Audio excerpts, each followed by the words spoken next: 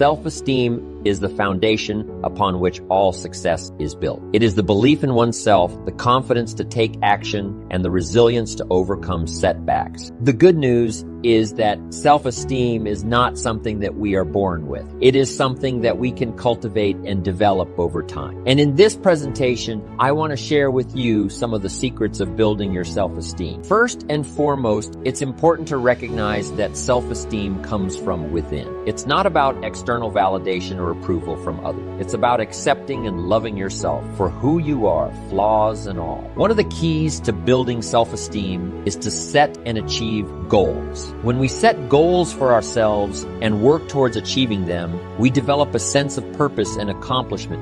This, in turn, boosts our self-confidence and self-esteem. Another secret to building self-esteem is to focus on our strengths rather than our weaknesses. We all have areas where we can improve, but it's important not to dwell on them. Instead, focus on what you're good at and what you enjoy doing. This will help you feel more confident and positive about yourself. It's also essential to take care of yourself physically, mentally, and emotionally. This means getting enough sleep, eating well, exercising regularly, and engaging in activities that bring you joy and fulfillment. When we take care of ourselves, we feel better about ourselves, and this helps boost our self-esteem. Finally, surround yourself with positive and supportive people. The people we spend time with have a significant impact on our self-esteem. So it's important to surround ourselves with people who encourage and uplift us. How we feel plays such a major part in our future. First, it's what we know, so we can make wise decisions about danger and opportunity. But second, it's how we feel. First, it's how you feel about the past. You need a healthy attitude about the past so that you use it, not live in it, but use it. Not carry it like a burden, but let the wise lessons you learned from the past now serve as fuel to furnish the future. Next, a good attitude about the future. You got to set your goals. We look back for experience, but we look forward for inspiration. We must be instructed and inspired. No better inspiration than to set your goal. I started this process when I was 25. Literally rocked my world, changed my life. I had no idea it was so simple. Here's how simple it is. Decide what you want, write it all down. Make a list of the people you want to meet. Make a list of the books you want to read. Make a list of the classes you want to take. Make a list of the skills you want to learn. Make a list of the cities you want to visit. Make a list of the investments you want to have. Just make these lists. Here's the next key. Start checking them off. Put a lot of little things on some lists so you can start checking off something right away. That's part of the fun. Here's what's next. If you check off something major, celebrate, because that inspires you to make a longer list of goals. And put everything on your list. Little things, insignificant to someone else, important. I put a little revenge on my first list. My mentor said it was healthy. Some of the people who said I couldn't succeed,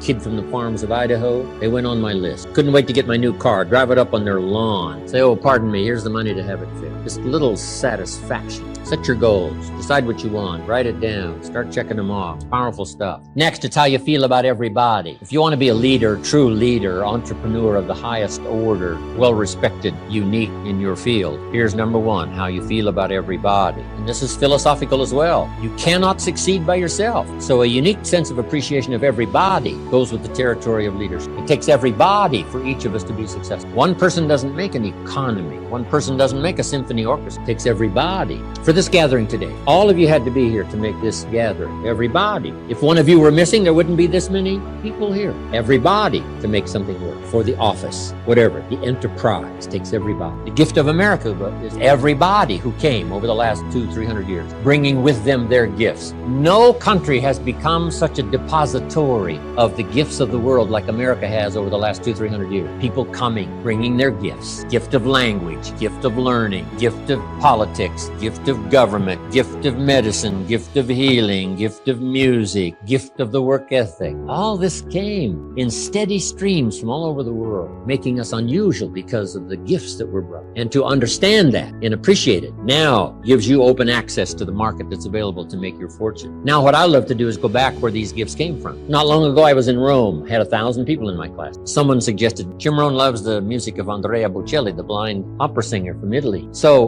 when they introduced me, I walked to the podium and all 1,000 of these Italians stood up and sang for me one of Andrea Bocelli's songs in true Italian style.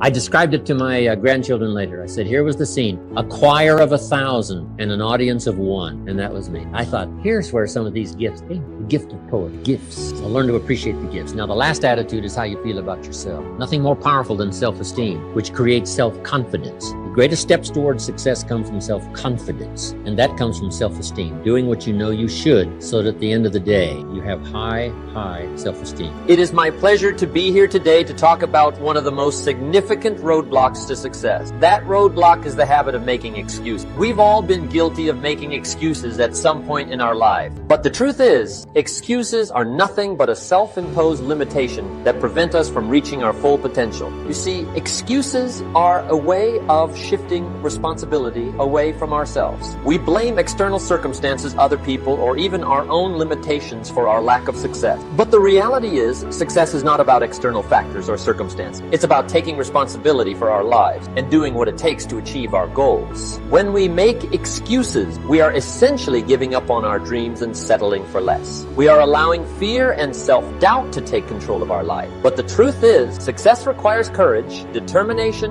and a willingness to face challenges head-on. Instead of making excuses, we must take ownership of our lives and our circumstances. We must recognize that we are in control of our own destinies and that we have the power to create the lives we desire. In the words of my good friend, the late, great Zig Ziglar, you don't have to be great to start, but you have to start to be great. So, the next time you find yourself making excuses, take a step back and ask yourself what you can do to overcome the obstacle and move forward.